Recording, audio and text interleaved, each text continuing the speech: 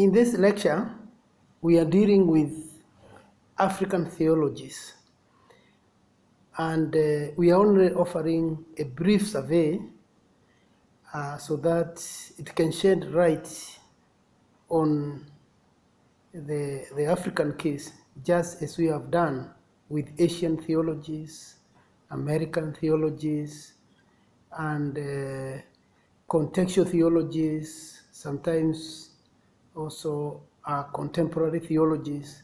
So we are looking at African theologies. And of course, African theologies, the major African theologies that are known in published works are mainly African Christian theology, which is written mainly as simply as African theology. But it should be African Christian theology. Then we have Black theology of South Africa. We also have African women's theology. Of course, African women theology was born in 1989 in Accra, Ghana, when Professor Mercy Amber Oduyoye presented a paper which she called "Let the Bird Fly with Two Wings." And of course, she urged African theologians to also focus on women. She said women constitute one wing of the African bird, and the other bird is men. So she was actually accusing African theology, or as it is popularly called, but in actual fact it is African Christian theology, for being male-centered or men's-only theology, where the concerns of women are not there. Though maybe there was some exaggeration, but that was the point. And that's when it was born in 1989. Of course, we have another one called African Theology of Reconstruction. Of course, they don't add African. But indeed, with Professor Jesse Mugambi being the founder, or the person to whom it's associated with in its origin, since March 1990, when he delivered a paper during the major conference in Nairobi under the auspices of All African Conference of Churches. He was invited and delivered a paper that suggested that we should now, after the crumbling apartheid, shift from theologies of liberation that are basically political theologies to theologies of reconstruction, where we focus on Nehemiah chapter 2 verse 18, and where Nehemiah invites the returnees from Babylonian captivity to rebuild the wall of Jerusalem. So he calls them, let's begin reconstruction. And Mugambi urged the delegates, who are mainly scholars, senior scholars in theology, to come up and focus on reconstruction, rebuilding Africa in the 21st, as we move towards 21st century. It was in 1990, hence we had only 10 before we crossed over to the third millennium. Those are some of the major theologies in Africa as we know it. But again, there are other theologies of Africa. Africa has very many theologies, some more dominant than others. Take, for example, the theology of African traditional religion. Of course, Western missionaries dismissed it in early 1900 and said we don't have theology in African religion. After all, there's no God. But of course, studies have shown that there are a lot of similarities that are there with Christian faith, with matters to do with Christian faith. there was concept of God before missionaries came. There was some theologizing. If we take theology as discourses about God or reasoning about God, philosophizing about God, there was theology in African traditional religion. And it's not really traditional. There was African religion. When we use the Western canons to theologize, that is to reason, to use the methods of philosophy, to doubt, to ask, to critique, to pose questions, to analyze, synthesize, there was theology. All these things were there informally in Africa. So there's theology of African religion, which in reality is African theology. That's why it is wrong to call it African theology when you mean African Christian theology, as most published works are doing. The other one is the other theologies such as affirmation theologies. Yes, there are also emerging theologies that are not really published. Even reconciliation theology has been with us. Of course, it has always been taken as if it is just an argument within these theologies or a sub-branch or something, but there is theology of reconciliation. There are biblical points of support. There are sociological points of support. There are historical points of support. It is a theology, though not dominant in the way incarceration theology is in Africa. Theology of liberation is in Africa, particularly within Black theology of South Africa, which since 1960s has emphasized heavily on liberation concept. We can also say there is theology of African hospitality. There are biblical points of support, historical points of support, sociological points of support. There is a huge argument as to whether we have theology of African hospitality on its own, because theology is a creation of society. And of course, God creates us. It's a creation of society, we may say, and of course, God is with his people, with the society. There is also Ubuntu theology. Of course, we have talked about, we've written, there's a lot of published works on Ubuntu philosophy, the Zulu word, the Zulu of South Africa's word, which means humane, humane attribute or something. And you can call it in Kenya Utu, in Swahili, Utu theology or philosophy, where we say a person is a person because of other people. John Beatty had done it much earlier as 1968 when he wrote African Religions and Philosophy. In 1969, he also came close to calling it Ubuntu, but he didn't call it theology. He just took it as an aspect of African philosophy and religions of Africa. But nevertheless, we can also talk of Ubuntu theology because we have points of support, theologically, sociologically, culturally, economically. We have 4 points of reference to build such a theology. We can also talk about triumphant theology. The theology, in America, they may talk of theologies of success, that is, theologies of self-esteem, theologies of prosperity. But in Africa, we talk of triumphant theology, and there's quite a number of these. There's also Afro-Pentecostal theology, with the emergence of African Pentecostalism, which we are calling Afro-Pentecostal theology, or Christianity rather, becoming a very dominant ecclesiastical model. You realize that it is no longer possible to simply say that we are ignoring Pentecostal theologizing because they are not highly trained theologians. They are not having as high theologians as we have with the Catholics, for example. That cannot hold water. It cannot hold water in any way, because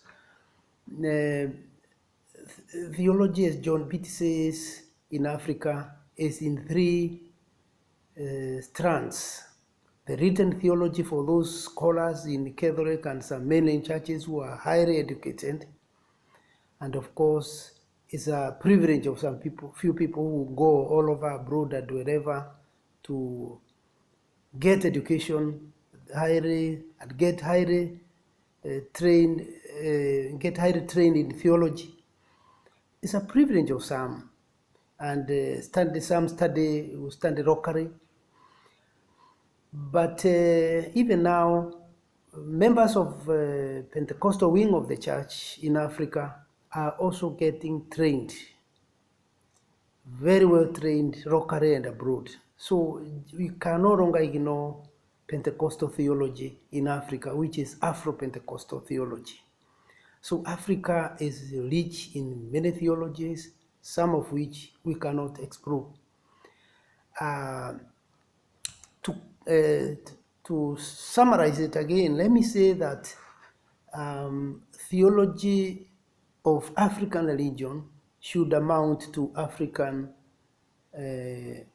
theology, because it is the discourse which Africans conducted among themselves before their contact with and influence by Christians and Muslims. Before the Muslims and Christians came to Africa and other dominant religions of the world, these discourses can amount to African indigenous forms of theologizing.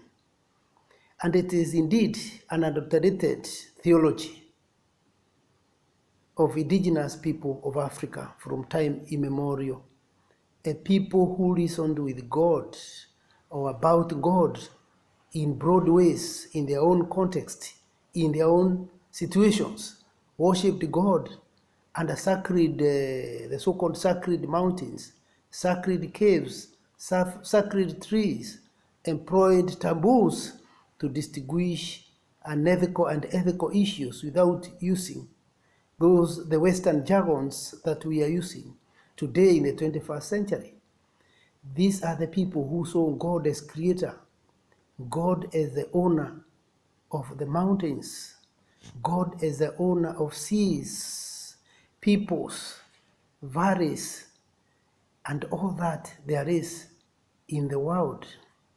In strict terms, African theology means the theology of African indigenous society. Theology therefore comes from traditional reflection on the existence of African peoples and their beliefs. Now, to move on to the next theology, let me say that the other one major theology I may want to talk about here, owing to limitation of time, let me talk about African Christian theology. What is it?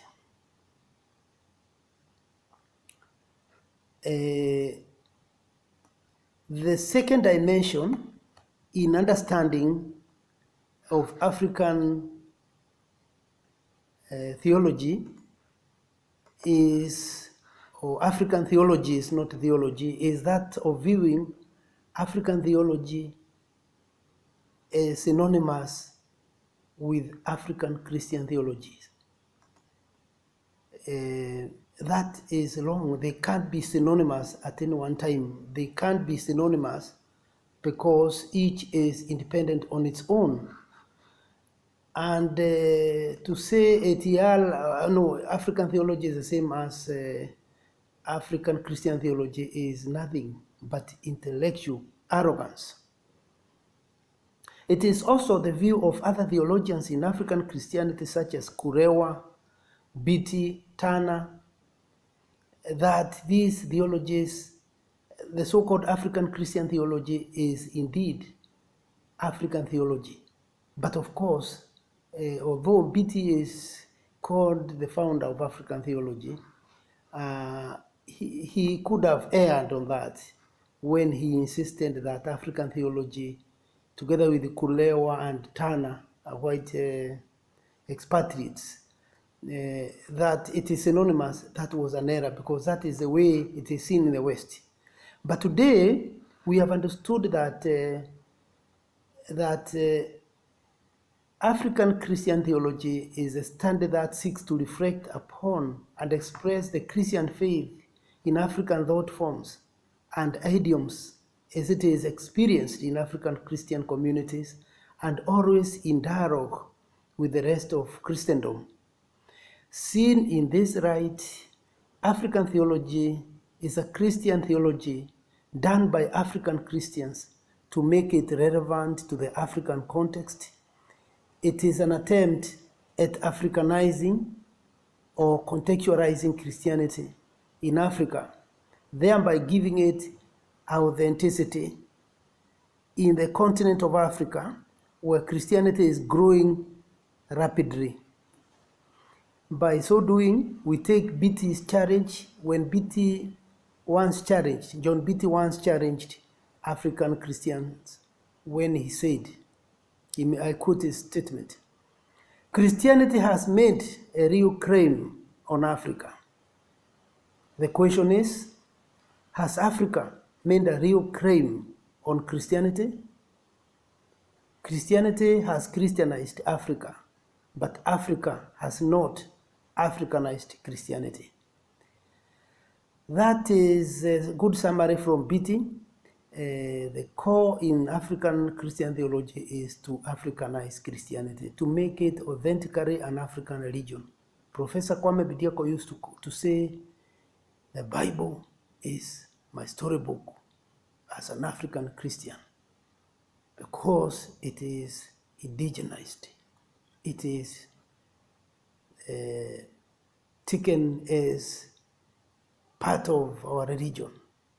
And so if we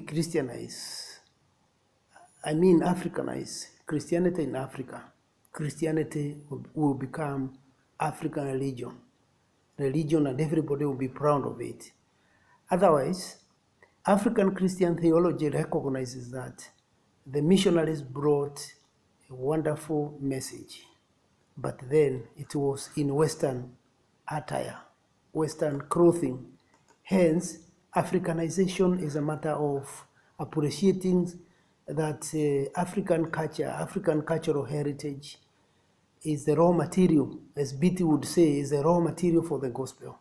It provides a wonderful foundation that we cannot ignore.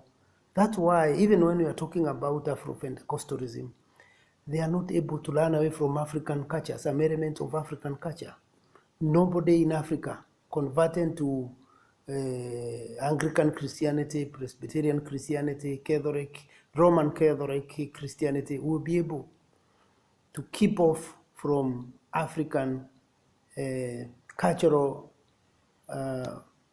heritage, because it is so embedded in our system. It is in our bone marrows.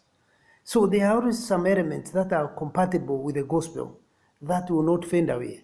And that is not syncretism. It is enculturation. It is not confusion that we see in people mixing up religion. Here it is dialogue, and dialogue is enculturation. It is not what the West would call syncretism. That is not the point. Now, this introduces African theology as a theology of liberation,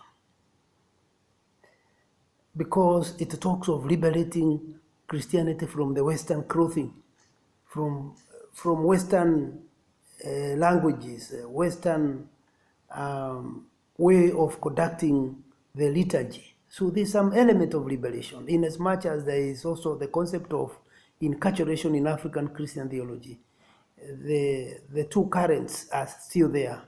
Only that when you look at the black theology of South Africa, the political dimension, that is liberation aspect or concept, is so strong there than in this other one, the African Christian theology, where emphasis on the concept of enculturation.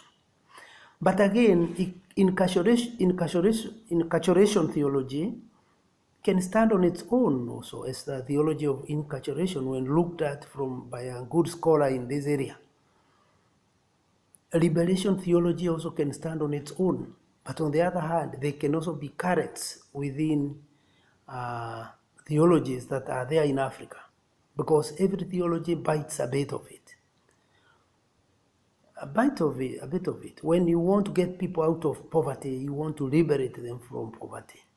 But then the concept of liberation comes very strongly when you think politically, like the Pharaoh versus the Hebrews, when Moses led the people from the Egyptian dictatorship and led them, was trying to lead them to the promised land. Whether he reached or didn't reach, that's neither there nor there. But the idea was in liberation theology, you look at black leaders like Kenyatta, Banda, Nyerere, Nkrumah, Mandela as black Moseses. And we look at them as God making use of these so-called secular leaders, although the word secular is not the diet in African Christian theology, because we try to erase the dichotomy between the secular and sacred as in African, as in the theology of African religion. So these people were seen as black Moseses or the liberational saviors, all that. Now, this theology, there's a very huge contestation regarding when African theology, Christian theology was born. To Professor Jesse Mugambi, African Christian theology was born in 1958 during the meeting of All Africa People's Conference held in Accra in 1958. To other people, the African Christian theology was born in 1963 during the Kampala meeting of AACC at Kampala. Other people like Professor Beatty would argue that African theology began in 1966 when there was the first coup d'etat in Nigeria. They had a meeting and they had gunshots. They had to, take cover within the hall. They didn't know what was going to happen, and that was the time they were debating at Emmanuel College in Ibadan, Nigeria. And he says that still the meeting was organized at the auspices of All Africa Conference of Churches, and where there were Roman Catholic delegates, Anglican delegates, Methodist delegates, Coptic delegates. And in that meeting, where John Beatty, that is January 1966, other people with John Beatty were Andeuro of Nigeria, another one called Samuel Misa of Ghana, another one Kwesi Dixon of Ghana was there, Esienya was there, Bolaji Dowu of Nigeria was there in that meeting, Bwana Kibongi was there from Congo, John Beatty from Kenya, Vincent Mulago of Congo again, DRC. Oh, this is Congo DRC, the other one was Congo Brazzaville, that's Kibongi. And there was Harry Sawyer of Sierra Leone, and there was from Egypt one man called Swailem Sidom. So the whole Africa was well represented. And after they presented those papers, the first serious book that never even mentioned African theology came up. That is Biblical Revelation and African Beliefs. It was published, and some of these delegates had chapters in that book, but that book came out much later in 1970s, not in 1970. That's when it began. But in reality, African theology began in as early as the coming of Christian missionaries in Africa. As early as 1900, there was a semblance of it, particularly after the Africans started forming African independent churches as a way of protesting dominance in the missionary-dominated churches. And from there, they would raise some issues that we have today in the 21st century, such as the place of culture in the Christian message, the issues of place of women in church leadership also started coming up. The place of racial and racial injustices in the church, the issue of ordination, promotion, that are here today in the 21st century, they began that early, and Africans started forming independent churches and theologizing with African concepts, traditional and indigenous concept in mind. So it could be older than that, but the trigger was the people who triggered this revolutionary, ecclesiastical revolutionary movement towards African theology, and we may call it African Christian theology, could have come much later, later in 1960s, and the publication of the book just confirmed that it had been there. Yeah.